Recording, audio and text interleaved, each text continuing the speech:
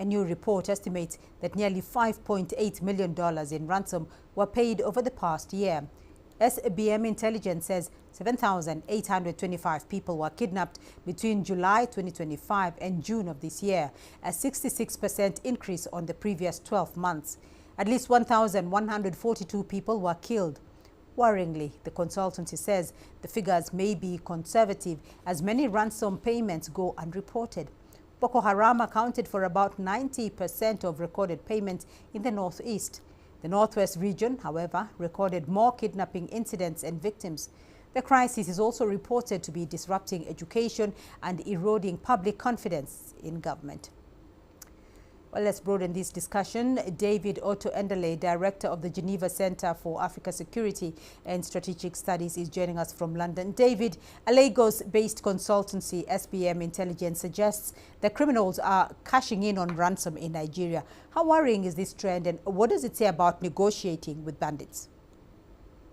I mean, other agencies have said the same, and indeed, it's very worrying, and it does demonstrate that insecurity, especially linked to mass kidnapping, which you've mentioned in your intro, has become a heavy, threat to the national security of the country. And you did, correctly mention that this is not just now limited to the northeast of Nigeria, as we had in 2014 with the kidnap of the Chibok girls.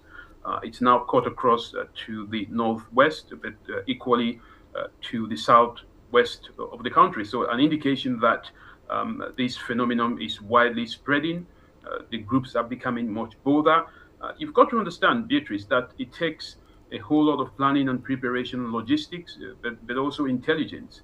In this case, counterintelligence for these non-state groups, terrorist organizations, organized crime groups, to kidnap people at mass. It's a very huge tax to do, and the fact that they are succeeding and making loads of money out of this, it's a very worrying situation. Hence, the need for urgent attention from the Nigerian authorities. So, in your words, the groups have become more bolder. What does this report tell us about the broader state of Nigeria's security, particularly the government's ability to protect citizens? I mean, the government itself has recognized the vulnerabilities that it has experienced in past regimes. And we're not just talking about this present government. We're talking about since the days of Goodluck Jonathan to the days of President Muhammadu Buhari to the current, president. They've all successfully talked about the need to curb on the level of kidnappings and other forms of threat. And I think, one, positive end is that, the current President Bola Ahmed Tinubu has ordered for the National Security Advisor alongside the service chiefs to come up with what he calls the National Threat Assessment. This is a very good, tool that, I'm very surprised that Nigeria has not had that before. This National Threat Assessment deals with understanding the level of threats, which has been mentioned by various international organizations, but also various research organizations. You come up with this tool. It tells you, the threat levels within your country, how kidnappings occur. It gives you some kind of a DNA of the, the national dynamics of threat and how they develop. And then you can then formulate, a plan, thereby, being able to deploy your forces, in the right locations, to allocate your resources in the right locations, to allocate your intelligence agencies, to focus on different locations where they can actually be able to find a better solution. And that's why the Nigerian Financial Intelligence Unit, the NFIU, came up, with some intelligence estimates in terms of how these groups have become so sophisticated, Beatrice, that they are then using even the accounts of women to transport money and all that. Right. So, David, you've elaborated on the security operations of the Nigerian government. But with this increase in mass kidnappings and insurgency, how can Nigeria, though, particularly together with its partners, collaborate to break this cycle? Well, the fundamental aspect is that, in order for you to deal with national security, you've got to do a whole society approach. You have to use all the agencies involved.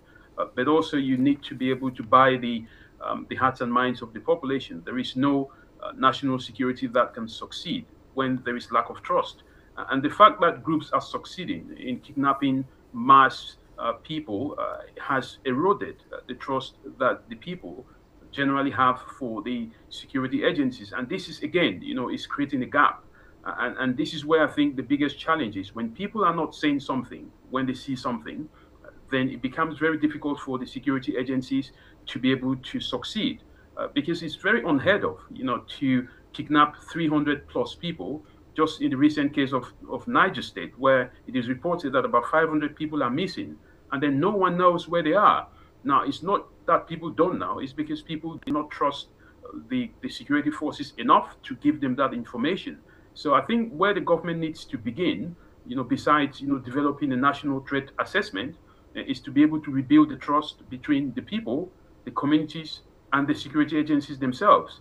That's the only way that you can have some level of success, in the time being. All right, David Otto Endele joining us there from London with that update. Thank you.